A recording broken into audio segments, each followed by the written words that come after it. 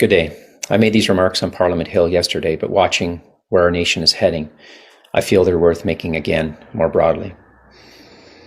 I'm Greg Hill. I co-direct a group called Free to Fly, made up of over 40,000 aviation passengers and professionals, all dedicated to the freedoms of our nation coast to coast. I also served in our military for 32 years in both the regular and reserve force as a military pilot. My remarks are somewhat related to aviation, but they're more broadly a call to courage to everyone in this country, but particularly to those in the military and law enforcement. In regards to aviation, there's a three-word, fairly well-known, disaster-averting, life-saving statement. Here it is. This is stupid. Sounds kind of silly, I know, but join me quickly as I return back to March of 1977 in the island of Tenerife.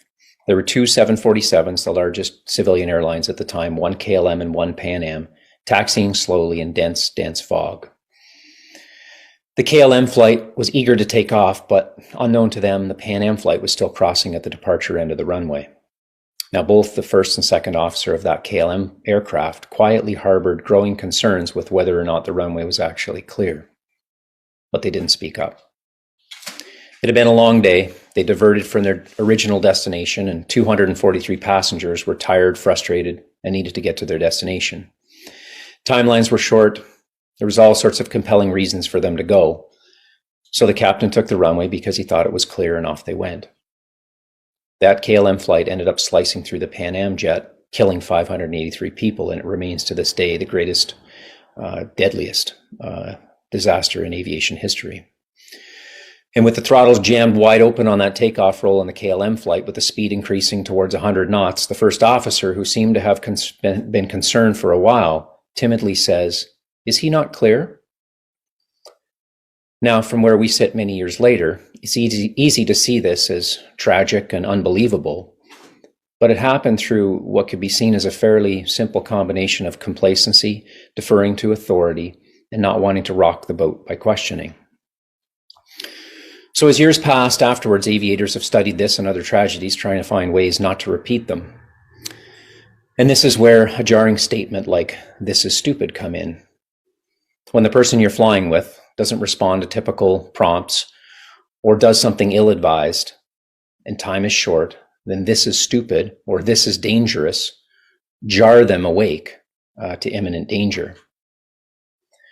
Now, fast forward to Canada in 2022. There's a dense fog gripping this nation. It's obscuring truth, dividing our nation, and clouding the consciences of good men and women. Our government has the throttles jammed full forward in a race for totalitarian control.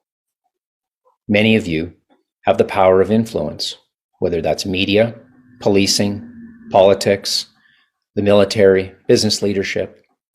You know the truth of what's happening around you as you're told lies. When you're asked to repeat the lies, or worse, asked to crush the voice and freedoms of your fellow citizens. A voice inside you is saying, "This is stupid, this is dangerous, this is wrong," and it is. But that voice inside you is useless if you stay silent. You have to summon the courage to say no. I want to address our military and our law enforcement particularly. You stand in these hours in a unique and critical place. What we've witnessed over the past days is dark and difficult. Scenes most of us thought we'd never see in this nation, with law enforcement tactical equipment facing off against peaceful, unarmed demonstrators. Now, I've watched with renewed hope this week as some courageous officers have spoken out. We had a retired RCMP officer stand on Parliament Hill yesterday, speaking to the importance of his oath to uphold the Constitution and not comply with unlawful orders. This is huge, and we commend all of you who've spoken. You, as military and police, stand in the gap between the forces of tyranny and the freedoms of our people. Now, many more of you are actively but silently questioning what's being asked of you. I ask you, be silent no more. Jordan Peterson says, "It's not safe to speak, but it's even less safe not to speak. Pay the price for speaking, or pay the price for being a serf, subject to the whims and wills of those you sit silent before." Men and women of the armed and police service, we applaud you.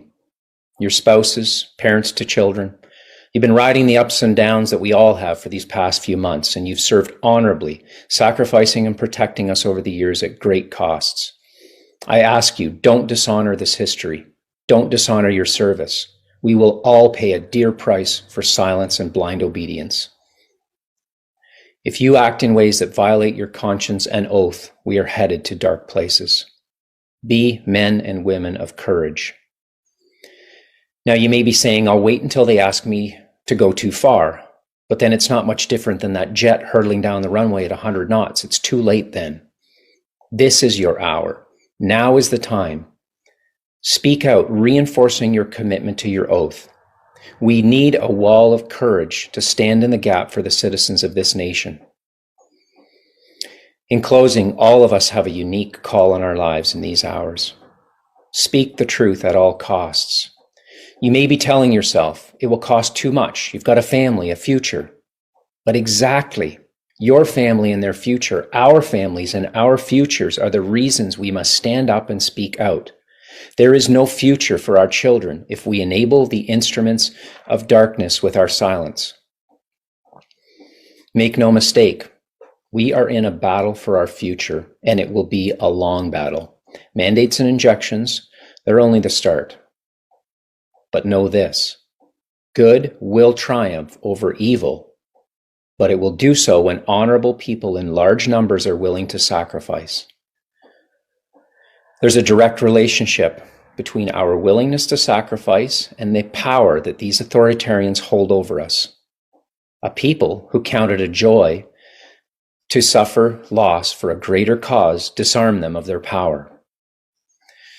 So to those in government and leadership seeking to control our lives, I say, you can take our income, our career, you can take our home, our comfort, but you cannot take our dignity.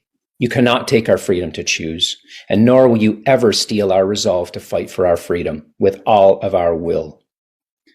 My fellow Canadian freedom lovers, let the nation know we won't be silent and we won't back down in our commitment to truth and freedom. May God keep our land glorious and free.